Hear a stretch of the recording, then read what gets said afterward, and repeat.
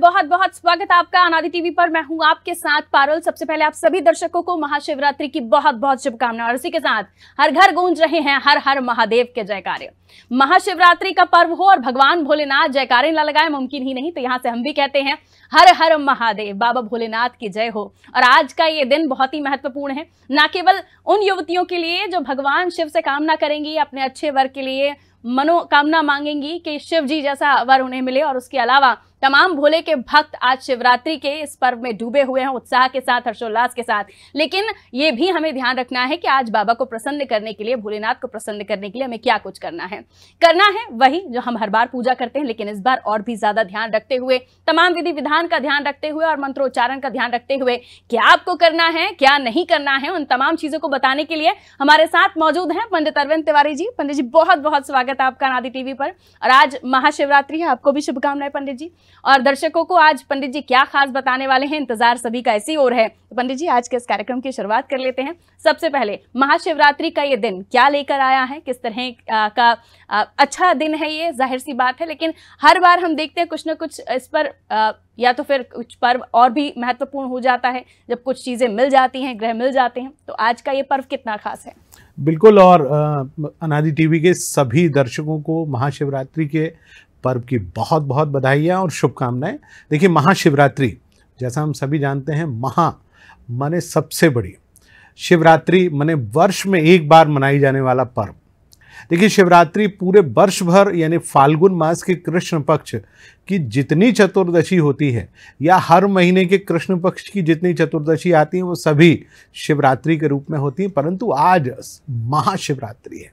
माने वो रात जो भगवान शिव को सबसे ज़्यादा प्रिय है, वो रात जो कि माता पार्वती को सबसे ज़्यादा प्रिय है, वो रात जिसमें आप उस ईश्वर से जो कि इस ब्रह्मांड के हर प्रकार के मूल में स्थित है, वो शिव से आप कुछ भी मांग लेंगे तो आपकी सारी मनोकामना पूर्ण होगी।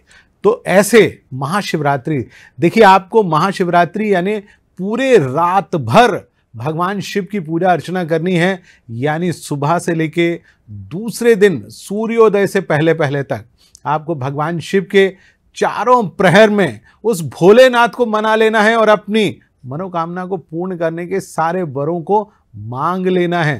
तो मांग कर देखिए, भगवान शिव से मांगिए, उनके परिवार से मांगिए। देखिए, उनके परिवार में सभी हैं, रिद्धि और सिद्धि और बुद्धि के दाता भगवान गणपति, संकट विनाशक स्वामी शरणम यानी भगवान कुमार कार्तिकेय, माँ पार्वती हर प्रकार की शक्ति प्रदान करने वाली, चाहे आपको धन की आवश्यकता हो, वैभव विलासिता बल बुद्धि की आवश्यकता हो, उसको देने वाली माता है।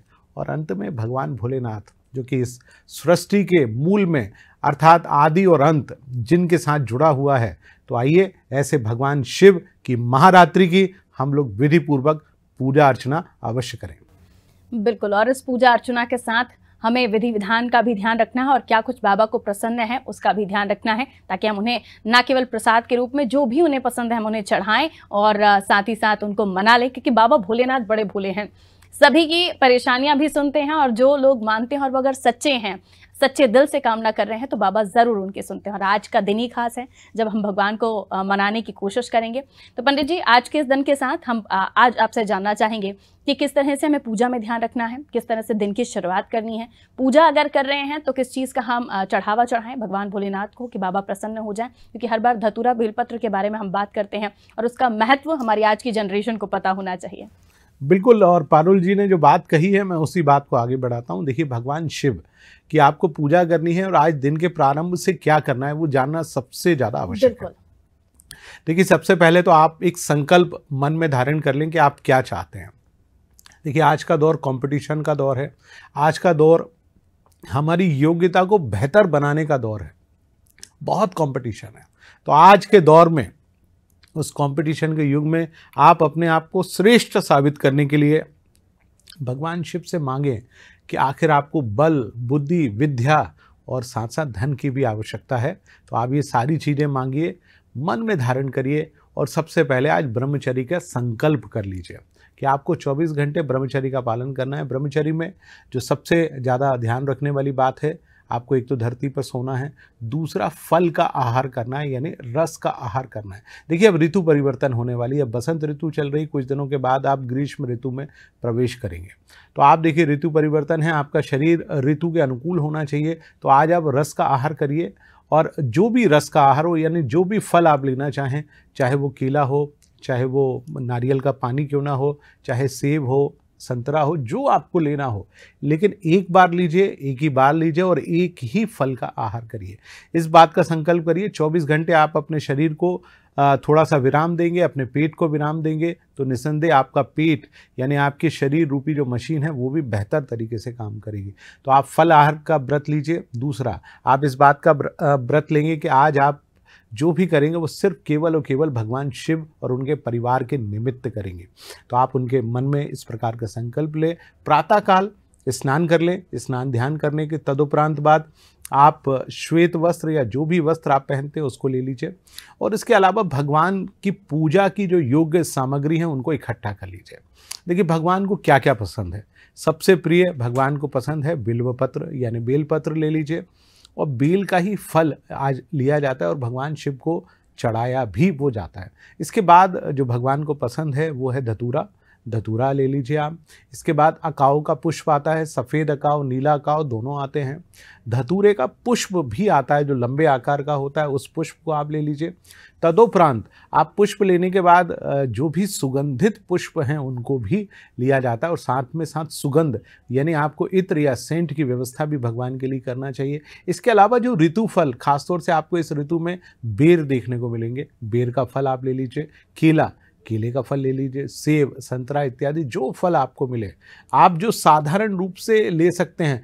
देखिए भगवान भोलेनाथ ही एकमात्र ऐसे देवता हैं जिनकी पूजा में वो सारी सामग्रियां यानी निषिद्ध सामग्रियों का भोग लगता है जिनको कोई भी भक्ष या अभक्ष रूप में आप नहीं ले सकते, यानी भांग धतूरे का भोजन और भस्मी में रमता। ये भगवान शिव की जो आरती है उसमें ये लाइन आती हैं। भगवान को क्या पसंद है? भांग पसंद है, तो थोड़ी सी भांग, उसका सेवन आपको नहीं करना है, भगवान को प्रतीकात्मक रूप में आपको उसको चढ़ाना है। इसके बाद भस्म, भस्म यानी साधारण भस्म। आप मुर्दे की भस्म लेने बिल्कुल मत जाइए, क्योंकि गृहस्थ जीवन और घर में और ख़ासतौर से मंदिर में मुर्दे की भस्म नहीं चढ़ाई जाती, वो केवल और केवल महाकाल में चढ़ाई जाती है, क्योंकि वो कालों के काल और महाकाल है। तो आप केवल साधारण जो भस्म, कंडे की भस्म होती है, आप उसका प्रयोग करिए। ये सारी सामग्रियाँ, और इसके अलावा पंचोपचार यानी दूध, दही, घी, शहद और शक्कर, और इसके अलावा यदि कोई आप आयुर्वेदिक जड़ी भगवान को चढ़ाना चाहते हैं, कुछ जो जड़ियां हैं मैं राशि के अनुसार भी आपको बताऊंगा, लेकिन कुछ जो जड़ी बूटी हैं उनको आप ज़रूर इकट्ठा करिए, क्योंकि आप पूजा कर रहे हो, पूजा करने के बाद आप चाहें तो उनको ग्रहण कर सकते हैं। हालांकि एक बात का ध्यान रखिए, भगवान शिव के ऊपर चढ़ी हुई किसी भी वस्तु का ग्रहण परिवार या जो भी पूजा कर रहे हैं उनके द्वारा नहीं किया जाता, उनको दूर से दिखाकर लिया जाता है, क्योंकि भगवान शिव के गले में गरल है, उनका जूठा प्रसाद भी ग्रहण नहीं करते, प्रणाम करते हैं, और दूर से आप प्रणाम करिए प्रभु को। तो ये सारी सामग्रियाँ आप इकट्ठा कर लीजिए। आपके घर में यदि शिवलिंग है, बहुत ही सुंदर बात है, शिव जी की कोई प्रतिमा है, बहुत सुंदर है, और नहीं है तो आप चाहें तो नर्मदा नदी, चूँकि मध्य प्रदेश में बहती है, मध्य प्रदेश की जीवनदायिनी नदी है, तो वहाँ के आप किसी भी पत्थर को, कहा जाता है नर्मदा का हर पत्थर शंकर होता है, तो आप ऐसे नर्मदेश्वर को वहाँ से जाकर प्राप्त कर लें। नहीं हो तो बाजार में हर प्रकार के शिवलिंग और शिव जी के लिंगात्मक स्वरूप की मूर्तियाँ प्राप्त होती हैं, तो आप उनको ले लीजिए। आप क्या करिए, लकड़ी का एक पटा लीजिए, पटे के ऊपर श्वेत रंग का वस्त्र आप बिछा लीजिए, और एक तांबे, पीतल, कांसा या स्टील जो भी आपके पास हो उसकी एक बड़ी थाली ले लीजिए, तो उसमें भगवान शिव के पूरे परिवार को बिठा लीजिए, यानी भगवान शिव, माता पार्वती, भगवान गणपति और कुमार कार्तिकेय, इनको आप बिठाइए। लेकिन नंदी को बिठाना भूलिएगा नहीं, क्योंकि बिना नंदी के भगवान कहीं नहीं जाते हैं, नंदी का होना बेहद आवश्यक है। तो नंदी को आप बिठा लीजिए, और सबसे पहले पंचोपचार से पूजा अर्चना करिए। ये पंचोपचार से पूजा आपको 4 प्रहर करनी है, यानी 24 घंटे करनी है। यानी पहले सुबह प्रातःकाल करेंगे, फिर दोपहर में 12 बजे करेंगे, फिर शाम जिसको हम प्रदोष काल कहते हैं, जिस समय सूर्य अंदर और बाहर होता है, उस समय आपको करनी है, फिर मध्य रात्रि 12 बजे करनी है, फिर मध्य रात्रि दोपहर रात्रि को 2 बजे करनी है, और सुबह 5 बजे जब महाशिवरात्रि का जो अंतिम प्रहर होता है उस समय करनी है। तो आप ये करिए, साथ में बिल्व पत्र, मैंने आपसे कहा ही था, बिल्व पत्र, सफ़ेद अकाव, धतूरे का गटा, धतूरे का पुष्प, बेल का फल, बेर इत्यादि, ये सारी सामग्रियाँ आप एकत्रित कर लीजिए। भगवान शिव को आप थाली में विराजमान करिए और सबसे पहले गंगा जल, चूँकि उनको बहुत पसंद है, भगवान शिव की वो एक प्रकार से अर्धांगिनी भी हैं, चूँकि उनके जटाओं से गंगा जी बहती हैं, मस्तक पर वो धारण करते हैं। तो आप गंगा जल यदि संभव हो सके, बाज़ार में मिलता है, शीशियों में बंद मिलता है, नहीं मिले कोई बात नहीं, नर्मदा जल, बेतवा जल, जो भी नदी का जल आपको सहज रूप में प्राप्त हो आप उनको प्राप्त करें। और तदुपरांत आप भगवान शिव को सबसे पहले जल से स्नान कराइए, उसके बाद दूध से स्नान कराइए, क्योंकि दूध से स्नान करने से भगवान शिव बहुत प्रसन्न होते हैं। मैं आपको इसकी कथा भी बताऊंगा कि क्यों जल और क्यों इससे स्नान प्रभु का कराना बेहद आवश्यक है। तदुपरांत आप दही से स्नान कराइए, फिर दुग्ध से, फिर घी से स्नान कराइए, फिर शहद से, फिर शक्कर से, और फिर अंत में इन सारी सामग्रियों को मिला लीजिए, यानी हम पंचामृत से भगवान शिव का स्नान करा दें। और तदुपरांत स्नान कराने के बाद उनको पुनः शुद्धोदक यानी शुद्ध जल से स्नान कराकर हम उनको बाजोट यानी लकड़ी के पट्टे पर बिठा दें और प्रभु का श्रृंगार कर दें। जैसे भी हो सकता है, नहीं हो सकता है तो भगवान शिव को आप थोड़ा सा चंदन लगा दीजिए, चंदन का लेप लगाने से बहुत प्रसन्न होते हैं। पुष्प चढ़ा दीजिए, भगवान शिव पर अक्षत यानी चावल जिसको कहते हैं उसको चढ़ा दीजिए, फिर एक एक करके बिल्व पत्र चढ़ाइए। बिल्व पत्र से बहुत प्रसन्न होते हैं। बिल्व पत्र चढ़ाने का मंत्र मैं हमारे दर्शकों को बता देता हूँ। ओम त्रिगुणम त्रिगुणाकारम त्रिनेत्रम तीन जन्म पाप संहार्थम एक बिल्व पत्रम शिव अर्पणम, अर्थात हम अपने 3 पत्तों वाले उस बिल्व पत्र को आज भगवान शिव को अर्पित कर रहे हैं, जिससे हमारे 3 जन्म के जितने भी पाप हैं सब संहार हो जाएं यानी समाप्त हो जाएं। और ऐसे बिल्व पत्र को हम भगवान शिव के ऊपर चढ़ाएंगे तो हमारे जीवन की समस्याओं का समाधान होगा। बिल्व पत्र चढ़ाइए, तदुपरांत धतूरे का गटा चढ़ाइए, सफ़ेद अकाव या नीला अकाव का पुष्प चढ़ा दीजिए। इसके बाद आप थोड़ा सा भांग एक बिल्व पत्र के ऊपर रखकर भगवान शिव के सामने रख दीजिए। भगवान शिव को आप भस्मीभूत करते हैं, भस्म चढ़ाइए। और उसके बाद जो ऋतुफल है, बेर है, सेब है, केला है, संतरा है, जो आपको सहज रूप में मिल जाए वो एक चढ़ा दीजिए। इसके बाद बेल का फल, यानी जैसा मैंने प्रारंभ में कहा, बेल यानी बिल्व का फल आपको मिले तो वो भगवान शिव को चढ़ा दीजिए। उसके बाद भगवान शिव और माता पार्वती की एक बार पूजा करिए, माता को सिंदूर चढ़ाइए, सुहाग की सामग्री आप माता को चढ़ा दीजिए, क्योंकि आज के दिन माता का विवाह हुआ था, वो कैसे हुआ उसकी भी मैं आपको कथा सुनाऊंगा, आप वो चढ़ाइए। गणपति और साथ साथ कुमार कार्तिकेय का भी आप अभिषेक करिए, उनको भी आप वस्त्र चढ़ाइए, सिंदूर चढ़ाइए, चावल चढ़ाइए, पुष्प चढ़ाइए। हाँ, एक बात ज़रूर याद रखिए, थोड़ा सा इत्र जरूर चढ़ाइए। आप स्वयं भी इत्र लगाते हैं तो मन आपका प्रसन्न होता है, ठीक उसी प्रकार से उस ईश्वर को भी आप थोड़ा सा इत्र चढ़ा दीजिए। तदुपरांत प्रणाम करिए, प्रसाद उनके सामने रखिए, भगवान शिव की आरती करिए। और यही प्रक्रिया आपको प्रातःकाल दोपहर में 12 बजे, शाम को 6 बजे जब प्रदोष काल होता है, मध्य रात्रि 12 बजे, मध्य रात्रि सुबह 4 बजे, और जब सुबह महाशिवरात्रि का पर्व संपूर्ण हो जाए एक बार पुनः स्नान ध्यान करके उनको अपने स्थान पर विराजमान करिए। करके देखिए, महाशिवरात्रि पर भगवान भोलेनाथ आपकी मनोकामना अवश्य पूर्ण करेंगे। बिल्कुल, तो पूरा डिटेल में विधि पंडित जी ने आपको बताई है कि किस चीज़ का आपको ध्यान रखना है और किन किन चीज़ों को आप अपने साथ रखें जब आप पूजा कर रहे हो। और इस बात का भी ध्यान रखें कि 4 पहर आपको ये पूजा करनी है और साथ ही मंत्रोच्चारण का भी ध्यान रखें। पंडित जी, आपने इस बीच भांग का भी जिक्र किया। हम देख रहे हैं कि हमारे जो आजकल जो बच्चे हैं, जो नौजवान बच्चे हैं, वो इन दिनों इस पर्व का इंतज़ार इसीलिए करते हैं ताकि वो भांग का सेवन कर सकें। और प्रसाद के रूप में, बाबा भोलेनाथ के प्रसाद के रूप में भी सभी जगहों पर ये उपलब्धि होती है। इवन हम अगर उज्जैन की बात करें, महाकाल की बात करें, तो वहाँ पर भी इसका भोग भी लगता है और प्रसाद के रूप में दिया भी जाता है। लेकिन हम जब इस दौर में बात कर रहे हैं भगवान भोलेनाथ की, जो सच्चे भक्त हैं वो हर सोमवार बहुत अच्छी पूजा करते हैं, रूटीन में डेली उनकी जो पूजा होती है वो तो होती है, और महाशिवरात्रि पर उनकी भव्य पूजा होती है। लेकिन जो बच्चे अब ये समझ रहे हैं कि पूजा, सनातन धर्म, हमारे सनातन धर्म की परंपराएं, भगवान भोलेनाथ का ये पर्व कितना महत्वपूर्ण है, उसमें आप भांग को कैसे बताएंगे? देखिए, भांग आखिरकार भगवान को क्यों चढ़ती है, ये आप कारण जान लेंगे तो आप उसको उस नशे के रूप में लेना, यानी उससे भांग लेने के कारण आप मदमस्त हो जाते हैं, तो उससे आप अपने आप को दूर स्वयं कर लेंगे। देखिए, उसके पीछे की एक बहुत सुंदर सी कथा है। जब इस पूरे ब्रह्मांड में समुद्र मंथन हुआ था, समुद्र मंथन के समय बहुत सारा गरल यानी विष व्याप्त हुआ था, और जब विष निकला तो उस विष के कारण पूरे ब्रह्मांड के सारे लोग मरने लगे। उस ज्वर के कारण लोग जलने लगे। जैसे कोरोना आया, ठीक कोरोना जैसा ही वो एक प्रकार था। सारे लोग दौड़कर भगवान शिव के पास गए और उन्होंने कहा कि प्रभु, इस विष से हमको मुक्ति दिलाइए। तो भगवान तो भोलेनाथ थे, उन्होंने कहा लाओ भैया हम पिए लेते हैं।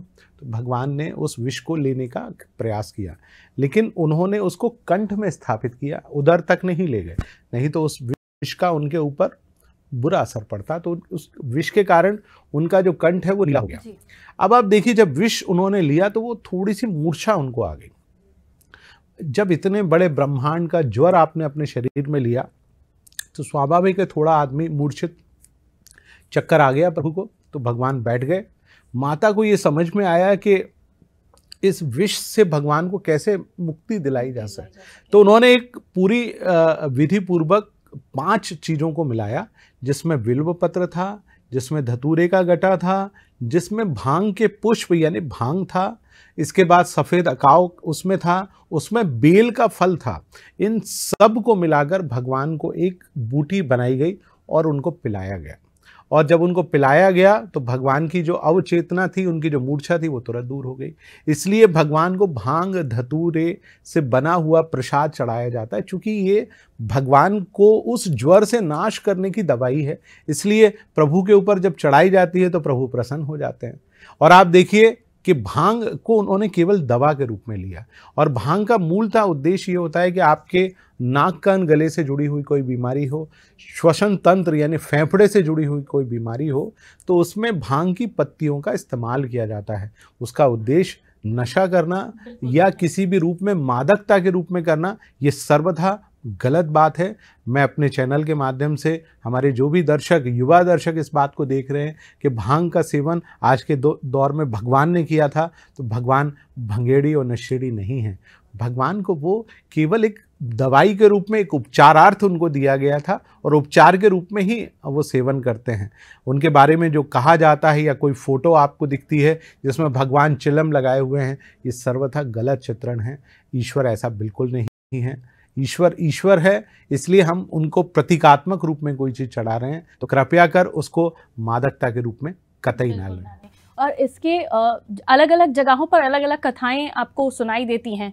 कई बार हम सिर्फ गूगल करते हैं और उसे पढ़कर हम उसे धारण कर लेते हैं कि ऐसा ही हुआ होगा, लेकिन सही जानकारों से आपको अगर पता चलेगा तो आप इसका बिल्कुल सटीक मतलब समझ पाएंगे। जैसे कि पंडित जी भी अभी हमें बता रहे थे कि आखिर भगवान को भांग चढ़ाई क्यों जाती है, और इसका मतलब बिल्कुल भी नहीं कि हमारे भोलेनाथ किसी तरह से भांग का सेवन करते थे, या इसका बिल्कुल भी मतलब नहीं है कि उन्होंने वो किसी नशे के लिए लिया था। बिल्कुल नहीं। आपको सही कथा मुझे लगता है कि आज पता चल गई है, और उसे इस तरह से बिल्कुल ना लीजिए। पंडित जी, जब हम भगवान भोलेनाथ का अभिषेक करते हैं, और अभिषेक के बहुत मायने होते हैं, सभी चीज़ों का अपना अपना एक विशेष महत्व है, लेकिन जब हम उन्हें अभिषेक करते हैं तो अलग अलग चीज़ों का उपयोग किया जाता है, जिसमें आपने भी जिक्र किया कि दूध और शहद का भी हम उपयोग करते हैं। दूध, जल, शहद, इनका चढ़ाने के पीछे अलग एक बातें हैं, अलग एक कथा है, कहानी है, जो आप हमें बताएंगे, हमारे दर्शकों को बताएंगे। क्योंकि आज हम जो YouTube से या गूगल से पढ़ लेते हैं वही हमेशा सच नहीं होता। सही जानकारों से अगर आप जानेंगे तो उसको ही सही मायनों में आगे अपने परिवार को भी बता पाएंगे। बिल्कुल। देखिए, भगवान का पंचोपचार से अभिषेक क्यों हुआ, बात उसी गरल विष की आती है। जब भगवान को दवा के रूप में वो दवाई दी गई, भगवान को उनकी जो थोड़ी सी मूर्छा थी वो दूर हुई, क्योंकि उनके मस्तिष्क पे उस समय भी ज्वर का बहुत प्रभाव था। शरीर ज्वर के कारण तप रहा था। तो आप देखिए कि दौड़े दौड़े नंदी जो थे, माता जो थी, उन्होंने जल बुलाया और भगवान शिव के मस्तक पर जल की धारा डाली। आप देखेंगे कि ग्रीष्म ऋतु में, बाकी सारी ऋतुओं में भगवान शिव के ऊपर एक मटकी में जल लगाया जाता है और बूंद बूंद करके भगवान शिव के ऊपर गिरता है, क्योंकि भगवान के शरीर में उस ब्रह्मांड का ज्वर अभी भी मौजूद है, जिसके ताप के कहीं कारण पूरे ब्रह्मांड को कोई तकलीफ ना हो जाए, इसलिए पंचोपचार से अभिषेक किया जाता है। पंचोपचार माने दूध, दही, माने जब आप किसी भी मनुष्य के ऊपर आप थोड़ा सा जल डालिए, उसके मस्तिष्क से दूध की धारा आप डाल दीजिए, मन एकदम शांत, चित्त निर्मल हो जाता है। आपके मन से नकारात्मक शक्तियां पूरी तरह से दूर हो जाती हैं। आप स्वयं अपने ऊपर इसको आजमा कर देख लीजिए। आप दही से स्नान करते हैं तो आपके पोर पोर खुल जाते हैं। जो हमारे शरीर के रोम छिद्र होते हैं, जो कि स्वतः श्वसन क्रिया यानी सांस लेने का काम करते हैं, वो सारे रोम छिद्र खुल जाते हैं। शहद स्निग्धता लेकर आती है हमारे रोम छिद्रों के साथ साथ हमारी त्वचा के लिए सबसे ज़्यादा महत्वपूर्ण होती है। घी हमारे शरीर की चिकनाई के लिए बहुत महत्वपूर्ण होता है, हमारे शरीर की हड्डियों के लिए बहुत महत्वपूर्ण होता है। प्राचीन काल में तो घी पूरे शरीर में लगाया जाता था। तेल का इस्तेमाल प्राचीन काल में हमारे हिंदुस्तान में नहीं होता था। आप किसी भी पूजा में देखेंगे तो केवल घृत का इस्तेमाल होता है। तो हमारे शरीर का लेपन करने के लिए घृत का इस्तेमाल होता था। आप अपने शरीर पर घी लगाकर देखिए, आपकी हड्डियां कभी कमज़ोर नहीं होंगी। लेकिन आज के दौर में घी 1600 रुपये किलो है, अच्छा वाला, जिसको शरीर पर नहीं लगाया जाता। तो हम भगवान शिव को प्रतीकात्मक रूप में लगाते हैं कि उनके शरीर का ज्वर शांत हो, मन शांत हो, उनका शरीर स्वस्थ रहे। वो स्वस्थ रहेंगे, वो आशीर्वाद देंगे, आपको आशीर्वाद प्राप्त होगा। देखिए, हमेशा ध्यान रखिए, हर मनुष्य और स्त्री शिव के समान होती है। इस बात को कहा गया है कि हर पुरुष और हर स्त्री में शिव का निवास होता है। जब स्त्री पुरुष से शान ई नाम की शक्ति निकल जाती है तो वो शव हो जाता है। जब कोई भी मनुष्य की मृत्यु होती है वो शव के आकार में होता है, और जब वो जीवित होता है तो शिव के आकार में होता है, क्योंकि उसमें ई नाम की शक्ति होती है। तो आप सभी शिव के स्वरूप में हैं। आप वो शिव, एक महाशिव की पूजा कर रहे हैं, उस ब्रह्मांड के देवता जिसके ब्रह्मनाथ से, जिसका काम है इस सृष्टि को प्रारंभ करना। माँ आदि शक्ति उनके बाजू में बैठी हैं, जिन्होंने अपनी मंद हंसी से इस ब्रह्मांड की रचना की।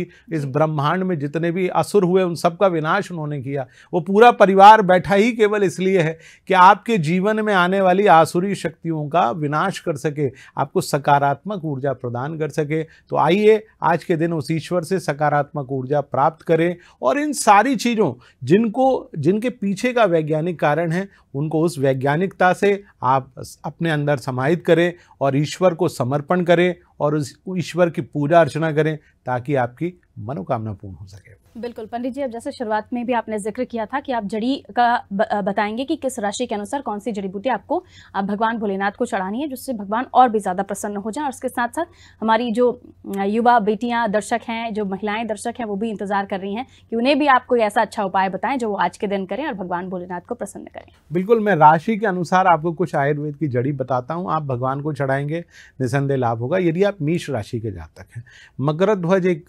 नामक आती है आयुर्वेदिक औषधि है, आप भगवान शिव को चढ़ा दीजिए। मकरध्वज वीर्यवर्धक होता है, शरीर को पुष्ट करता है। आप स्वयं भी इस्तेमाल करेंगे तो आपको बहुत लाभ होगा। और यदि आप वृषभ और तुला राशि के जातक हैं तो आपको आज अश्वगंधा जरूर भगवान शिव को चढ़ाना चाहिए। यदि आप मिथुन और कन्या राशि के जातक हैं तो भगवान शिव को पान का भोग आप अवश्य लगाइए, उससे भगवान शिव प्रसन्न होंगे। आप कर्क राशि के जातक हैं तो भगवान शिव को आप अश्वगंधा ही चढ़ा दीजिए। संभव हो तो सफ़ेद मूसली आप चढ़ा सकते हैं। यदि आप सिंह राशि के जातक हैं तो भगवान शिव को जो सबसे ज़्यादा पसंद है, जिसको शतावर कहा जाता है, शतावरी कहा जाता है, महिलाओं के लिए बहुत ही योग्य और बहुत उपयोगी जड़ी है, आप चढ़ा दीजिए। आप यदि वृश्चिक राशि के जातक हैं तो मकरध्वज चढ़ा दीजिए। धनु और मीन राशि वाले जातकों को कौंच के बीज जरूर भगवान को चढ़ाना चाहिए। यदि आप कुंभ और मकर राशि के जातक हैं तो काली मूसली आपको जरूर भगवान शिव को चढ़ाना चाहिए। और जहाँ तक प्रश्न है विवाह का, जिन बच्चियों का विवाह नहीं हो रहा है, जो अविवाहित कन्याएं हैं, उनको आज भगवान शिव पर हल्दी जरूर चढ़ानी चाहिए। दूध में हल्दी मिलाकर भगवान शिव का आप अभिषेक करेंगे तो आपका विवाह शीघ्र अतिशीघ्र अवश्य होगा। मुझे लगता है तमाम जो जानकारियां, जो महत्वपूर्ण जानकारियां आपको अभी तक आप इंतज़ार कर रहे थे कि सही तरीके से आपको मिल जाएं। और हमारे देश में कई ऐसे एक्सपर्ट्स हैं जो बताते हैं, लेकिन पंडित जी जब भी हमें बताते हैं तो उसकी डीप में जाकर उसकी स्टडी जो होती है वो हमें पता चलती है। ख़ासतौर पर उनके मायने क्या होते हैं, क्यों हम भगवान भोलेनाथ का अभिषेक करते हैं, क्यों भांग का इतना महत्व है, और उसके पीछे कई सारी कहानियाँ हैं। जो सही कहानी है वो पंडित जी ने हमें बताया। हमें लगता है कि तमाम सामग्रियों के साथ विधि विधान सब कुछ आपको इस कार्यक्रम के माध्यम से पता चल ही गया होगा। अब आपको ध्यान रखना है कि जब आप पूजा करें तो इन सभी चीज़ों का ध्यान रखें। अगर इस कार्यक्रम को आप अभी देख रहे हैं और आप चाहते हैं कि शुरुआत से इसे देखना, तो अनादि टीवी के यूट्यूब चैनल पर जाकर आप इसे फिर से देख सकते हैं और फिर से कॉपी लेकर, पेन लेकर आप इसे नोट डाउन कर लीजिए, ताकि कुछ भी भगवान भोलेनाथ को प्रसन्न करने के बीच छूट ना जाए। पंडित जी, बहुत बहुत शुक्रिया, आपने समय दिया और हमारे दर्शकों को बहुत अच्छी जानकारियां दी। महाशिवरात्रि का ये पर्व आपके घर में खुशहाली लेकर आए, आपकी मनोकामनाएं पूरी करे। हर हर महादेव। दीजिए इजाजत, नमस्कार।